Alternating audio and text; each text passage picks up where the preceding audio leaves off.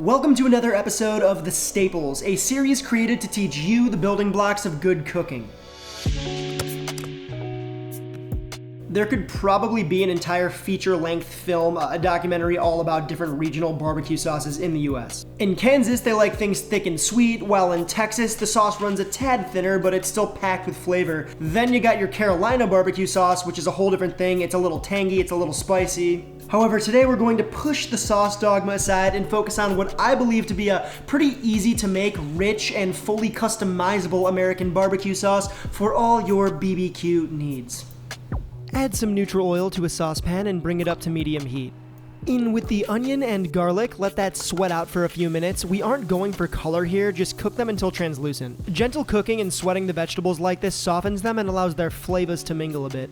This is dark brown sugar and smoked paprika. No matter what, I like to add smoked paprika to my sauce, but remember, this is a base, so get creative with the spices if you want. Pop those in and cook them with the alliums until the sugar dissolves. Now in with some dark soy sauce, apple cider vinegar, and black strap molasses. The dark soy and molasses give the sauce a very nice deep color. Alright, let's talk ketchup.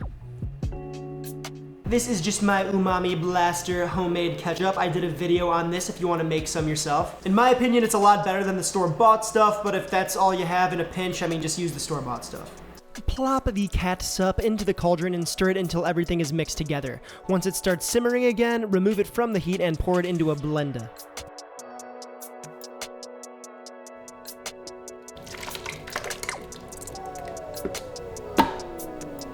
All that there's left to do is blitz the sauce up until it's smooth, and yeah, that's pretty much it.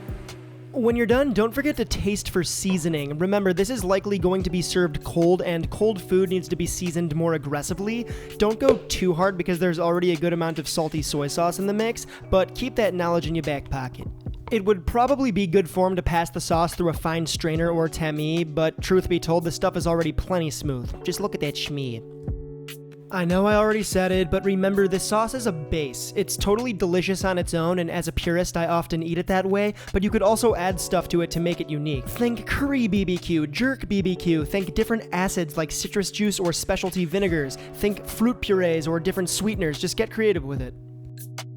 Anywho, I appreciate you for sticking around until the end here, and if you dug this video, please consider subscribing to the channel, and I shall see you next week.